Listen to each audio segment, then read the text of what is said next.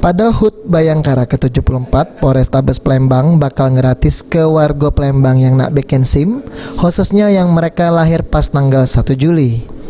Di mana warga tersebut kagetnya masih tetap melo aturan yang ada, yaitu meloi ujian secara teori maupun praktek. Selain itu juga mereka mesti melengkapi surat-surat untuk bikin SIM. Kagetnya warga tidak bakal dimintai duit sama sekali oleh petugas Satlantas Polrestabes Palembang.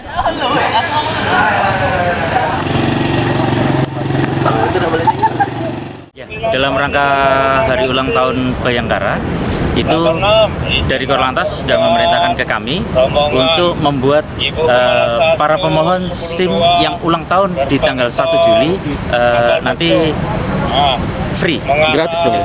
Nanti gratis. Yang penting dia lulus sehat, kemudian lulus ujian. Ujian apa? Teori? Persyaratan semua, teori dan praktek. Secara prosedur harus dilakukan semua. Tapi tidak ada dipungut biaya? Tidak dipungut biaya.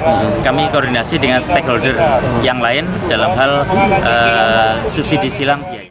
Bukan baik warga yang nak bikin SIM, namun warga yang juga lahir tepat pas tanggal 1 Juli terus nak memperpanjang SIM juga bakal digratis ke Irawan Pal TV.